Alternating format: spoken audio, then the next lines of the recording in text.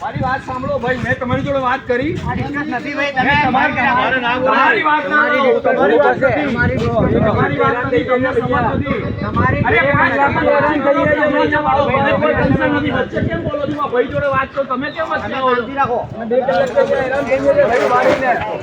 ભાઈ આ તું દરવાજો તાળું ના મારતો. આ નાગરિક ખુલ્લા કરીને બોલાય છે સાહેબને.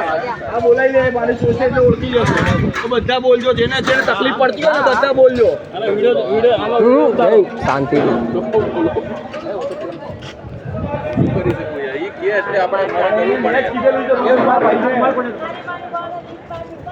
एक वीक पहले मैं आया था, लिया था, यार फिर दोबारा ताला मारा। ये आदमी मेरे को बाहर नहीं जाने, मेरी बात सुन लो, ये आदमी मुझे बाहर नहीं जाने दे रहा था और मुझे फिर वही हैरेसमेंट कर रहा था कि घूम के जाओ।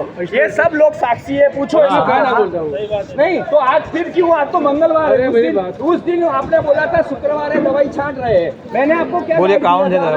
नहीं मेरी बात सुन लो भाई, हमारी बात नहीं सांभल तो ये रास्ता बनाना है और आपको दरवाजा बंद नहीं करना है। एक मिनट, ओपीडी के टाइम पे दरवाजा बंद नहीं करना है। आपने कबूल किया था नहीं किया था? वो बात अलग है, मैं कहाँ ना बोल रहा हूँ। तो फिर ये बंदा क्यों आने नहीं देता है? हाँ बोलो। इसके लिए बंद મારી વાત સાંભળો, દવા છાંટીને 2 કલાક થઈ તમે આ વસ્તુ એ ટાઈમે થઈ હતી અને એ ટાઈમે તમે શું કીધું તું? સોલ્યુશન મેં આપ્યું તું. દરવાજો ભાઈ એ ખોટી વાત નહીં, ગલત વાત છે કે નહીં?